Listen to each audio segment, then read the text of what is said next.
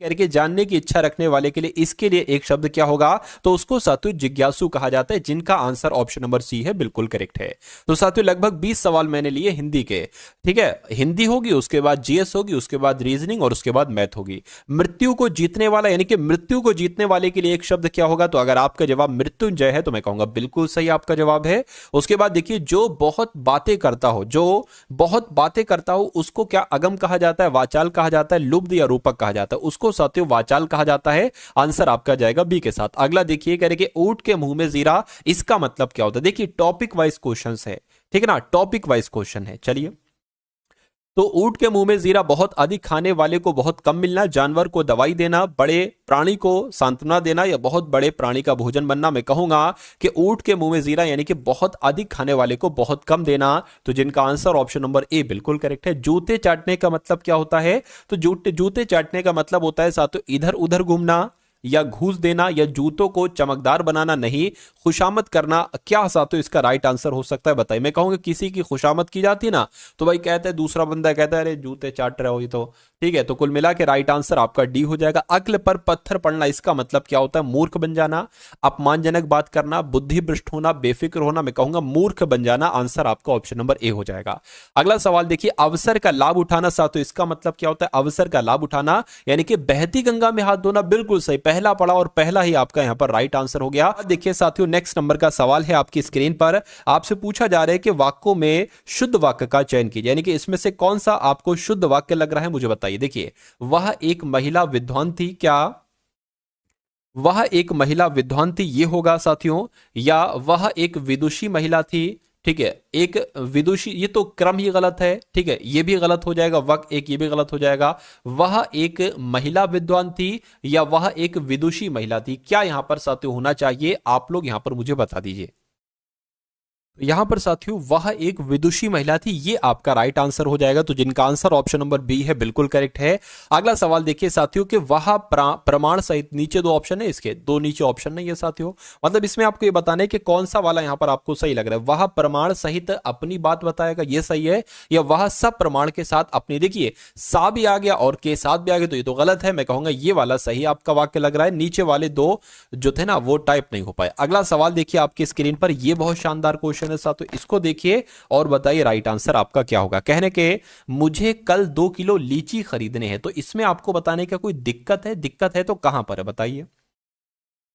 देखिए मुझे कल 2 किलो लीची खरीदना है ये होना चाहिए, लीची खरीदना है ये होना चाहिए। मैं कहूंगा साथियों ये गलत आपका हो जाएगा, दिक्कत इसमें है और यही आपका आंसर है। अगला सवाल देखिए, अपने अपने किताबें बस्ते में डाल दो, क्या अपने अपने किताबें बस्ते में, ये नहीं होना चाहिए, क्या होना चाहिए, अपनी अपनी किताबें बस्ते में डाल दो, यानी कि दिक्कत कहां पर है, दिक्कत यहां पर है। उसके बाद देखिए अगला सवाल है करके माता जी को आशीर्वाद ये होगा, या माता जी को शुभकामना शुभकांक्षा या प्रमाण या साथियों इसने, तो मैं कहूंगा माता जी को प्रणाम ये होना चाहिए, राइट आंसर आपका ऑप्शन नंबर सी हो जाएगा। नेक्स्ट नंबर का सवाल है, देखिए साथियों कह रहे ऐसा व्यक्ति जिसके आने का दिन और समय पहले से निश्चित नहीं होता है उसको क्या कहा जाता है बताइए। तो उसको अभ्यागत कहते हैं, उसको गणमान्य कहते हैं, उसको साथियों अतिथि कहते हैं, उसको क्या कहा जाता है, ये आपको यहां पर साथियों फटाफट आप लोग बता दीजिए।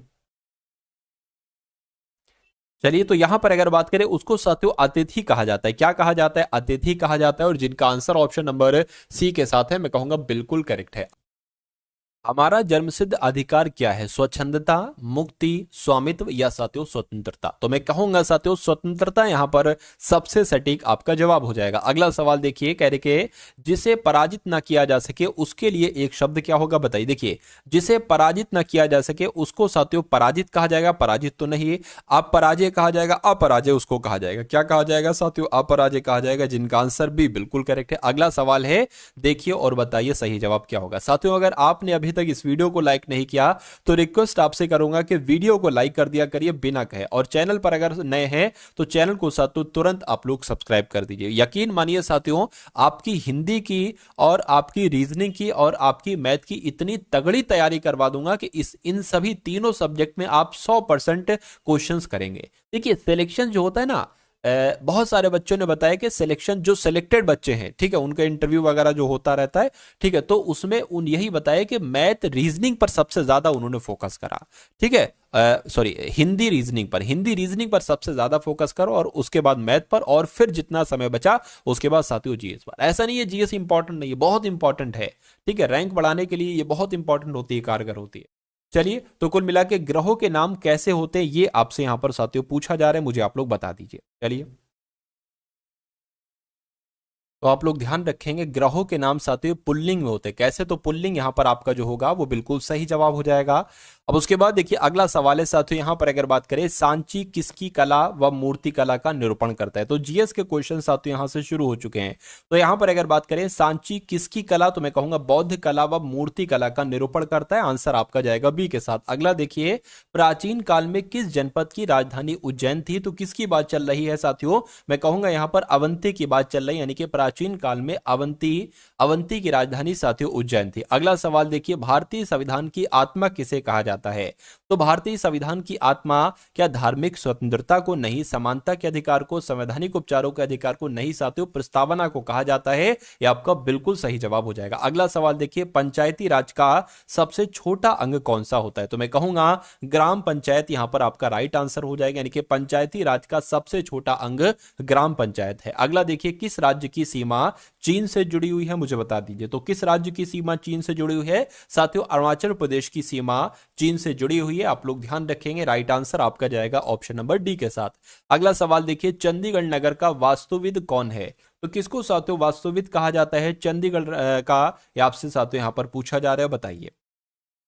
तो अगर ये सवाल साथियों आपके एग्जाम में आ जाता है तो ले कॉर्बुजियर का नाम आप लोग ध्यान रखना है, इनको साथियों ये चंडीगढ़ नगर के वास्तुविद कहलाए जाते हैं। अगला सवाल देखिए, गोबर गैस में मुख्यतः पाई जाती है, तो साथियों गोबर गैस में मीथेन गैस पाई जाती है, बिल्कुल साथियों गोबर गैस में मीथेन गैस ही पाई जाती है। उसके बाद देखिए अगला सवाल है करके डायलिसिस का प्रयोग किया जाता है, तो डायलिसिस का प्रयोग साथियों क्या फेफड़े का कार्य करने के लिए नहीं, दिल का कार्य करने के लिए नहीं, यकृत का नहीं साथियों, गुर्दे का कार्य करने के लिए। तो साथियों जिनके गुर्दे खराब हो जाते हैं ना, किडनी खराब हो जाती है साथियों, उनको फिर डायलिसिस दी जाती है। क्या दी जाती है? डायलिसिस दी जाती है। तो राइट आंसर आपका जाएगा ऑप्शन नंबर डी के साथ। अगला सवाल है, निम्नलिखित में से कौन विषाणु के द्वारा होने वाली बीमारी, देखिए कुछ बीमारियां जो है ना वो विषाणु के द्वारा हो जाती है, यानी कि वायरस के द्वारा हो जाती है, तो इसमें से साथियों जो पोलियो बीमारी है वो विषाणु के द्वारा हो जाती है, इसलिए राइट आंसर आपका जाएगा ऑप्शन नंबर इसके साथ ई के साथ। नेक्स्ट नंबर का सवाल है, कह रहे कि तकनीकी शहर के नाम से किस शहर को जाना जाता है साथियों, फटाफट आप लोग यहां पर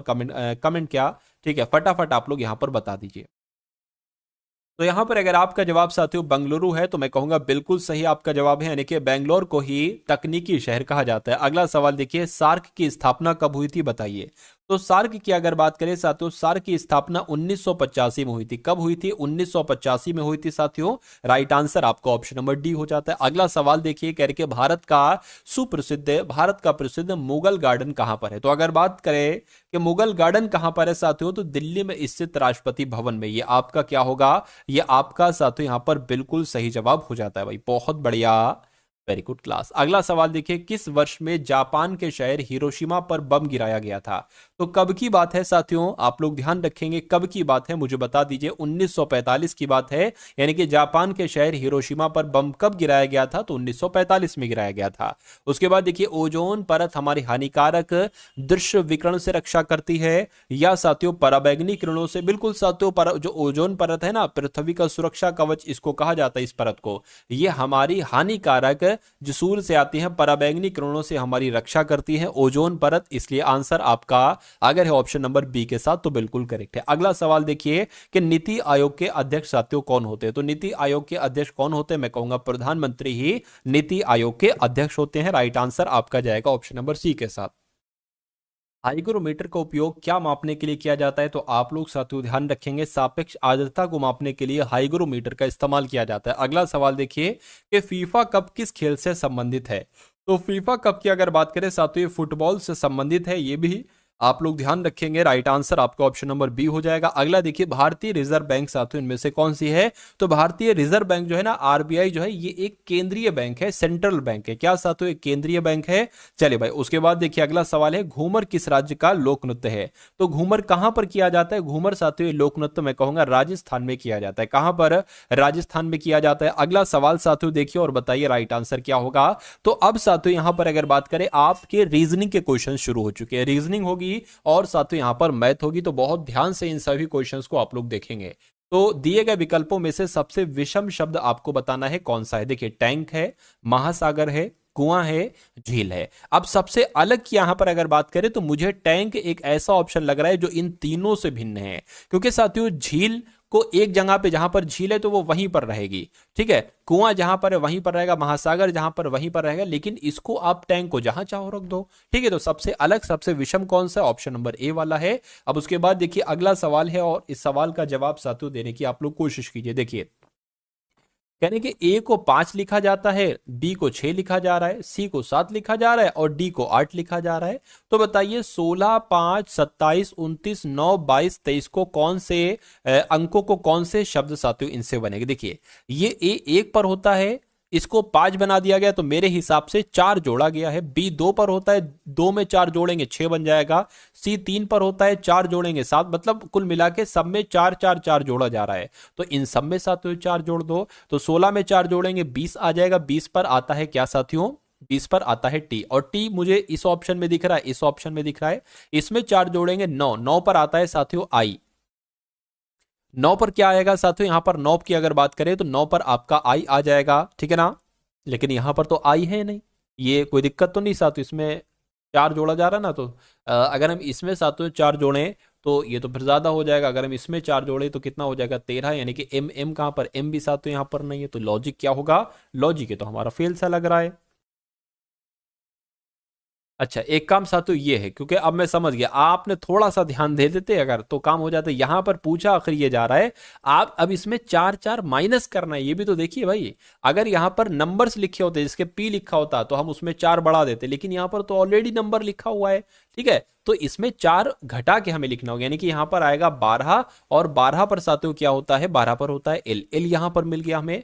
ये 5 है, इसमें से 4 घटेगा, घटेगा तो साथियों 1 आएगा, 1 पर होता है ए, तो ये आ गया, ठीक है ना। इसमें अगर साथियों 4 घटाओगे तो आएगा 23, 23 पर होता है साथियों डब्ल्यू। तो कुल मिला के मैं कहूंगा आंसर हमारा जाएगा ऑप्शन नंबर बी के साथ। अगला सवाल देखिए, कहा जा रहा है कि निम्न में से कौन सा शब्द दिए गए शब्द से बनाया जा सकता है, यानी कि डेडिकेट, इनमें से कौन सा शब्द दिए गए शब्द से बनाया जा सकता है? तो डेडिकेट जो लेटर हैं उनसे क्या ये बनाया जा सकता है? देखिए जरा, डीई है, डीई भी यहां पर है, सी भी है, सी भी है, आई भी है, डी और ई भी है, ठीक है, ये बनाया जा सकता है। डिमांड क्या बनाया जा सकता है साथियों? डीई है, एम है, एम नहीं है तो ये नहीं बनाया जा सकता है। क्या ये बनाया जा, अच्छा यहां पर आर है तो यहां कहीं भी आर नहीं, यानी कि ये भी नहीं बनाया जा सकता है। इसमें साथियों अगर बात करें यू है, और यहां पर भी यू नहीं, यानी कि ये वाला भी नहीं बनाया जा सकता है। मैं कहूंगा कौन सा बनाया जा सकता है? ऑप्शन नंबर ए वाला बनाया जा सकता है। अगला सवाल देखिए कि दिए गए 4 विकल्पों में से कौन सा विकल्प नीचे दिए गए 4 शब्दों का सार्थक क्रम साथियों दर्शाता है? तो यहां पर अगर साथियों बात करें कि नींव रखना, पलस्तर करना, निर्माण करना, पेंट करना, यानी कि कहने का मतलब यह है कि इसको आपको क्रम से लगाना है। कैसे लगाना है साथियों? इसको आपको क्रम से लगाना है। देखिए, किसी भी चीज की आप सबसे पहले इसमें नींव रखेंगे, ठीक है ना। क्या रखी जाएगी साथियों? नींव रखना सबसे पहले हो जाएगा।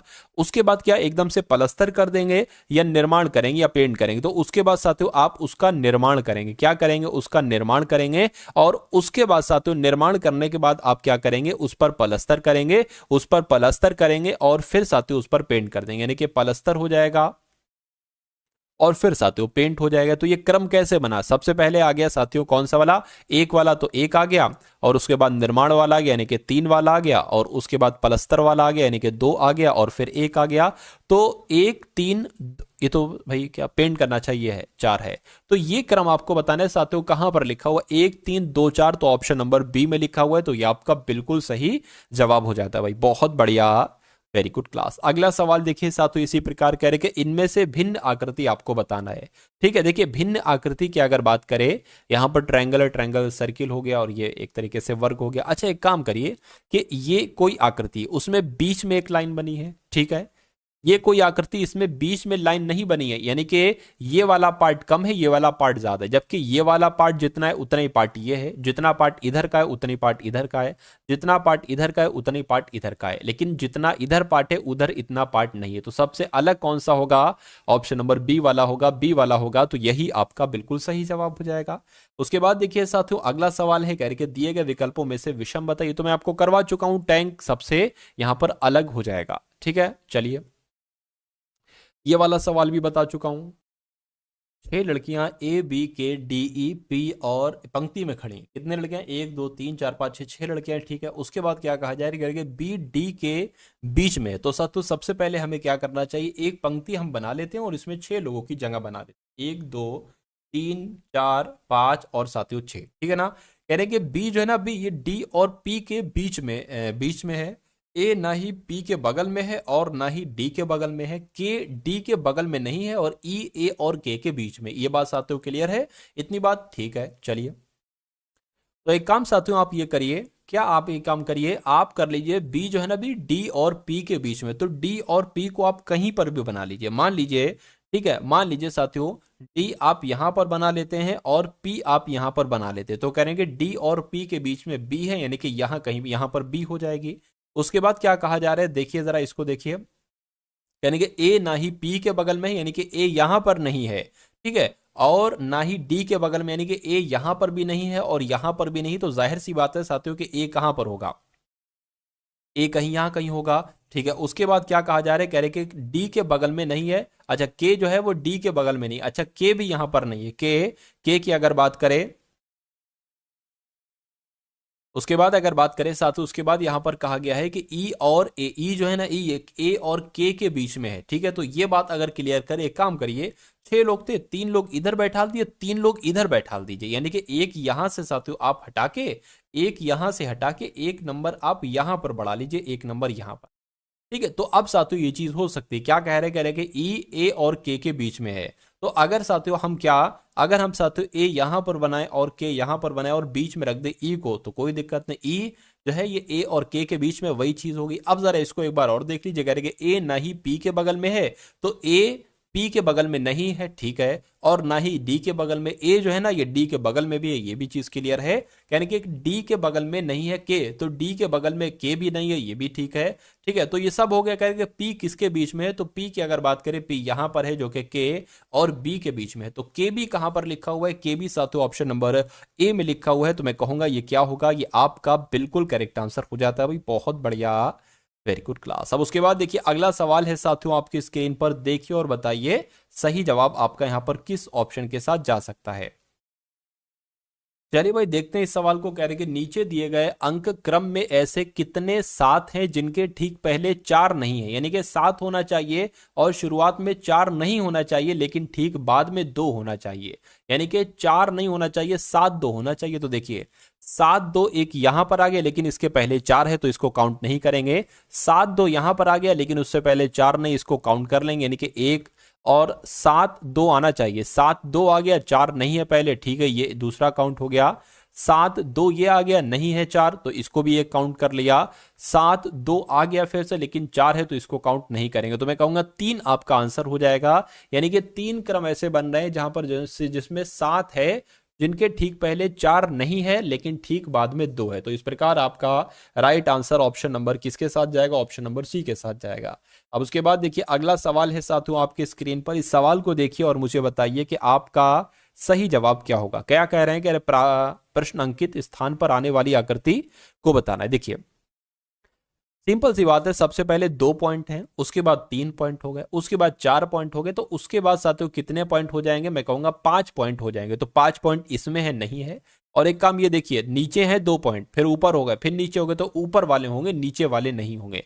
तो मैं कहूंगा आंसर आपका अगर है ऑप्शन नंबर बी के साथ तो बिल्कुल करेक्ट है। अगला सवाल देखिए क्या कहा जा रहा है साथियों यहाँ पर, कि 4 है 10 है, 4 है 10 है और 22 है और साथियों 46 है।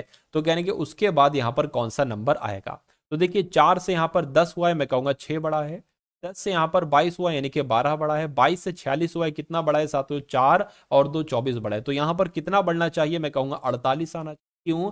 क्योंकि 6 दूना 12, 12 दूना 24, 24 दूना 48, तो साथियों 46 48 कितना होता है, मैं कहूंगा 4 और साथियों 9, यानी कि 94 होता है। क्या 94 ऑप्शन में है? बिल्कुल ऑप्शन में है, ऑप्शन नंबर डी वाले में है। तो ये क्या होगा साथियों, ये आपका बिल्कुल करेक्ट आंसर हो जाता है। अगला सवाल देखिए आपकी स्क्रीन पर है। अब आपको बताने साथियों यहाँ पर देखिए क्या क्या है, यहाँ पर 81 है, 49 है, 25 है, 9 है, 7 है। आपको बताने कि यहाँ पर कौन सा नंबर आएगा, 5, 7, 9 या साथियों 3।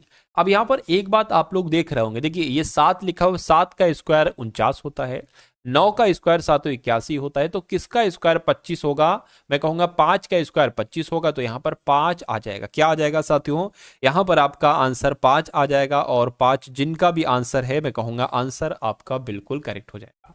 अगला सवाल है साथियों आपकी स्क्रीन पर, इस सवाल को देख लीजिए और इसका भी आंसर आप लोग यहां पर मुझे बता दीजिए। चलिए देखें, यानी कि ए का अर्थ है क्या, जोड़ना। तो ए जहां पर आपको दिखेगा ना, वहां पर आप क्या जोड़ना, यानी कि प्लस। बी का अर्थ क्या है, बी का अर्थ घटाना है। और सी का अर्थ क्या है, गुणा। और डी का अर्थ क्या हो जाएगा साथियों, भाग हो जाएगा। तो इसको आप लिख लीजिए, क्या लिखा हुआ है साथियों, 18, 14, 6, 16, 4। तो यहां पर सी है, सी का मतलब गुणा है, गुणा लिख लीजिए। ए है, ए का मतलब प्लस है, प्लस लिख लीजिए। ठीक है, और 6 बी है ना, तो साथियों बी का मतलब माइनस, माइनस लिख लीजिए। डी का मतलब भाग है, भाग लिख लीजिए। 4 चौक 16, इसकी जगह पर 4 आ गया। ठीक है, और अगर 18 और 14 की आप गुणा करा दो तो क्या आ जाएगा साथियों, देख लीजिए। 4 अट्ठे 32 हो गया, 4 कम 4 7 हो गया, और ये 18 आ गया, 2 आ गया, 15 आ गया, 2 252, यानी कि इसकी जगह पर कितना आ जाएगा, 252 आ जाएगा। 252 प्लस 6 कितना हो जाएगा साथियों, 252 और 6 आपका 258 हो जाएगा। 258 में से अगर 4 जाता है तो 254 बचता है। क्या कहीं 254 ऑप्शन में है, मैं कहूंगा बिल्कुल ऑप्शन में है, ऑप्शन नंबर बी वाले में 54 है 200। तो आपका right answer option number B हो जाएगा। आप इस सवाल को देखिए और इस सवाल का जवाब मुझे बताइए। देखिए, एक ऐसी आकृति आपके पास है, कागज का टुकड़ा है गोल करके टाइप का, आपने इसको यहां से फोल्ड किया, आपने आपने इसको, ये वाला पार्ट इसके ऊपर आ गया। ठीक है, अब उसके बाद आपके पास एक ऐसी आकृति आ गई होगी, ऐसी आकृति आपने अब इस बार साथियों यहां से फोल्ड किया और ये वाला पार्ट इसके ऊपर आ गया, यानी कि अब आपके पास एक ऐसी आकृति आ गई। आपने किया क्या साथियों, आपने यहां से बीच से कट लगाया। तो जब यहां बीच से एक हल्का, या मैं कह सकता हूं बीच से आपने कट लगाया, तो ये कैसा, देखिए जब ये वाला इधर का आएगा ना पार्ट, तो यहां पर भी एक कट होगा, यहां पर भी एक कट होगा, और यहां पर भी एक कट होगा। तो ऐसा कहां पर कट लग रहा है, यहां पर नहीं, यहां पर तो नहीं लग रहा है, कट लग रहा है ऐसे, और ये है ऐसे। तो यहां पर भी नहीं लग रहा है साथियों, ऑप्शन नंबर डी में लग रहा है। तो ये क्या होगा, ये डी ही आपका बिल्कुल सही और सटीक जवाब हो जाता है। बहुत बढ़िया, वेरी गुड क्लास साथियों। अभी हम लोग साथियों यहाँ पर क्या करेंगे, अभी हम लोग यहाँ पर मैथ के क्वेश्चंस भी देखेंगे। ठीक है, तो दिए गए विकल्पों में से विषम समूह का साथियों आपको क्या करना है, विषम समूह का आपको चयन करना है। चॉप हो गया, स्लिट हो गया, ट्रिप हो गया, स्लाइस हो गया। देखिए, इन अगर 3 की बात करें तो इन 3 का मतलब साथियों क्या, और मैं कहूंगा जिसकी चिड़िया चहचहाती वगैरह, तो उसको कहते हैं चिरिप। लेकिन यहाँ पर साथियों एक तरीके से कोई स्लाइट है, स्लाइस है, चॉप है, तो कहीं ना कहीं इसका मतलब एक ही होता है।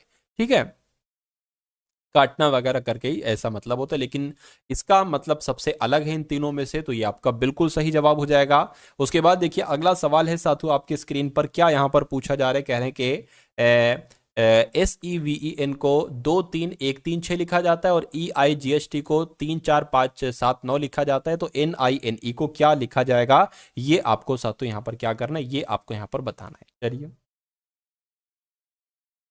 देखिए, यहां पर अगर बात करें साथियों, ऐसा तो नहीं, देखिए एस का कोड 2 है, ई का कोड 3 है, कैसे बना दिया गया नहीं समझ में आ रहा होगा। अब एक काम करिए, NINE, NI आपको यहां पर मिल जाएगा, एन यहां पर एन का कोड 6 है, तो क्या एन की जगह पर 6 आ जाएगा, देख लीजिए करके। आई यहां पर हो गया, ये आई का कोड क्या है, 4 है, तो यहां पर 4 आ गया, 64 हो गया, बिल्कुल मिल गया। एन का कोड क्या है, 6 6 आ गया, तो ये हो गया। और ई का कोड क्या है, देख लीजिए, ई का कोड साथियों क्या है, ठीक है 3 है, तो यहां पर 3 आ गया, यानी कि 64 63 कहां पर लिखा हुआ है, 64 63 आपका ऑप्शन नंबर किस में लिखा है, ए में लिखा हुआ है। तो ये क्या होगा, ये आपका साथियों बिल्कुल करेक्ट आंसर हो जाता है।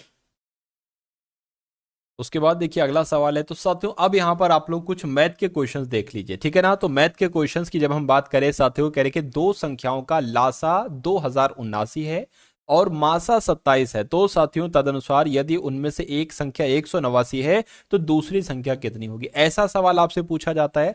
तो इसका एक साथियों सूत्र होता है, देखिए पहली संख्या गुणा दूसरी संख्या, क्या पहली संख्या गुणा दूसरी संख्या, क्या साथियों, पहली संख्या गुणा दूसरी संख्या, और अगर बात करते हैं साथियों बराबर आपका क्या हो जाएगा, ठीक है, लासा हो जाएगा, गुणा क्या हो जाएगा, मासा हो जाएगा। अब यहां पर आपको क्या, आपको इनमें से एक संख्या यानी कि पहली संख्या दे रखी है कितनी, 189 है, गुणा दूसरी संख्या आपको बताना है, दूसरी संख्या आपसे पूछी जा रही, बराबर लासा कितना है, 2079 है, और साथियों मासा कितना है, 27 है, मासा कितना है, 27 है। अब एक काम करिए, 289 यहां नीचे आ जाएगा, 289, ठीक है, और यहां से मैं हटा देता हूं, इरेज कर देता हूं यहां से। तो अब साथियों इसको आपको कट करना है, क्या 9 से कटेगा, 9 कम 9 9 9 3 27 आ जाएगा, 9 2 18, 9 कम 9 हो जाएगा, 3 से साथियों 7 यहां पर आ जाएगा, क्या ये कटेगा साथियों, देख लीजिए, ठीक है, 2079/7 है, तो 7 दूना 14, 6 आ गया साथियों, 7 7 49, 7 नीम आपका कितना हो जाएगा, 63 हो जाएगा, 7 नीम आपका 63 हो गया, और यहां पर अगर बात करें 4 7 7 49 आ गया, यानी कि 297 आ गया, और 297 कौन से ऑप्शन में है साथियों, ऑप्शन नंबर ए वाले में है, तो यही आपका बिल्कुल सही जवाब हो जाता है। चलिए भाई, अब उसके बाद देखिए अगले नंबर का सवाल है आपकी स्क्रीन पर, कहा जा रहा है कि एक आदमी की कुल आय 5200 रुपए है, इनमें से 3000 रुपए कर मुक्त है, यानी कि देखिए टोटल उसकी जो इनकम है ना वो 5200 है, लेकिन इन 5200 में से 3000 रुपए की जब हम बात करते हैं ना साथियों, तो इस 3000 रुपए पर साथियों क्या टैक्स नहीं लगता है, ये सबसे अच्छी बात है, क्या नहीं लगता है साथियों, टैक्स नहीं लगता है, ये सबसे अच्छी बात है। तो कुल मिला के देखिए साथियों, जो जो चीजें आपको यहां पर समझाई जाए उन सभी चीजों को आपको देखना है। चलिए, हाँ, तो जो टोटल उनकी इनकम 5200 है, और साथियों 3000 पर टैक्स नहीं लगता है, तो साथियों अगर बात करें कितने पर टैक्स लगता है, तो 5200 में से जब 3000 को माइनस करोगे तो मैं कहूंगा 2200 यहां पर आएगा, यानी कि 2200 रुपए पर टैक्स लगता है। तो कहने कि 3% की दर से आयकर देने के बाद, अच्छा इस पर जो बचा हुआ है ना, इस पर तो टैक्स लगेगा, कितना लगेगा, 3% का लगेगा, तो देखिए जरा कितना लग रहा है, 22×3 = 66, यानी कि 66 रुपए का टैक्स लग रहा है, क्या 66 रुपए का साथियों कर लग रहा है। तो 3% का की दर से आयकर देने के बाद उसकी शुद्ध आय साथियों कितनी होगी, इतनी सी बात आपसे यहां पर पूछी जा रही है, ठीक है ना। तो साथियों ये 66 की अगर बात करें, ये आप लोग क्या कर दीजिए, ये आप साथियों इसमें से माइनस कर दीजिए, और वही आपकी शुद्ध आय होगी, यानी कि 5200 में से अगर 66 माइनस कर देते हैं तो साथियों 4 आ जाएगा, 3 आ जाएगा, 1 5, यानी कि 5134 यहां पर आ जाएगा। तो 5134 कौन से ऑप्शन में है, मैं कहूंगा ऑप्शन नंबर सी वाले में है। अगला सवाल देखिए आपकी स्क्रीन पर है, इस सवाल की अगर साथियों बात करते हैं कि इस सवाल का आपका जवाब यहां पर क्या हो सकता है, फटाफट आप लोग यहां पर बताइए। चलिए भाई, तो क्या कहा जा रहा है, कह रहे कि किसी साड़ी, क्या साथियों, किसी साड़ी की अंकित मूल्य, किसी साड़ी का अंकित मूल्य 200 रुपए, यानी कि उस साड़ी पर कितने रुपए लिखे हुए हैं, 200 रुपए लिखे हुए हैं, इस अंकित मूल्य पर 20% की छूट दी जाती है, कितने पर, 20% की छूट दी जाती है, ठीक है, 20% की छूट दी जाती है। देखिए 200 रुपए का 10% हो जाएगा 20 रुपए, और 20% कितना हो जाएगा, 40 हो जाएगा, यानी कि अगर 200 रुपए पर 40 रुपए की छूट दी जाती है, यानी कि वो वस्तु 160 रुपए में जाती है। तो कह रहे हैं कि उसके बाद देने के बाद, मतलब छूट देने के बाद दुकानदार को 16 रुपए लाभ होता है। तो अच्छा भाई, इसमें 16 रुपए लाभ भी है, ये एक तरीके से विक्रय मूल्य है। अगर मैं कहूं क्रय मूल्य कितना होगा, तो इसमें से 16 घटा दो, लाभ घटा दो, 16 सातों इसमें से जब आप घटाओगे, 16 सातों इसमें से जब आप घटाओगे तो कितना बचेगा, 144 बच जाएगा, यानी कि ये आपका क्रय मूल्य हो जाएगा, क्या हो जाएगा सातों, ये आपका एक तरीके से क्रय मूल्य हो जाएगा। और प्रॉफिट की अगर बात करें तो सातों 16 रुपए हो जाएगा। तो कहेंगे लाभ प्रतिशत बताइए, लाभ यानी कि 16 रुपए लाभ है, तो ये प्रतिशत में बदलना है, 100 से गुणा करेंगे, नीचे क्रय मूल्य आएगा, 144 है। ये इतनी सी बात क्लियर, ये बात क्लियर है, बिल्कुल क्लियर। अब इसको सातों कट कर लीजिए, 50 आ जाएगा, 2 से कट करेंगे, 2 सत्ते 14, 2 दूना 4 यहां पर आ गया, फिर से 25 आ जाएगा, 2 से कट करेंगे, 2 3 6, 2 6 12 आ गया। अब इसको किससे कट करे साथियों, 2 से कट करे, या आपका 2 अट्ठे आ गया। अब ये बचा है ऊपर नीचे क्या हो जाएगा, 18 हो जाएगा। एक बार और अगर कट करें, देखिए और अगर कट करें तो ये साथियों 4 आ जाएगा, 25 आ गया, और ये आपका 9 आ जाएगा। यानी कि कहने का मतलब है 100/9 यहां पर आ रहा है। तो थोड़ा सा साथियों इसको स्पेस दे लेते हैं हम, क्या साथियों यहाँ पर 100/9 आ गया। इसको पता कैसे आप लिख सकते हैं साथियों, 100/9 को देखिए, 9 9 एकम 9, एक बचा, ये 10 हो गया, 9 एकम 9, और यहाँ एक आ जाएगा जो बचा, यानी कि 11 सही 1/9 कहां पर लिखा हुआ, 11 सही 1/9 ऑप्शन नंबर ए में लिखा हुआ है। तो ये क्या होगा, ये आपका बिल्कुल करेक्ट आंसर साथियों हो जाएगा भाई, बहुत बढ़िया, वेरी गुड क्लास। चलिए, अब उसके बाद देख लीजिए नेक्स्ट नंबर। दोस्तों एक क्वेश्चन आप सभी लोगों के लिए है, इसका कौन सा आंसर सही होगा कमेंट बॉक्स में ज़रूर बताएं।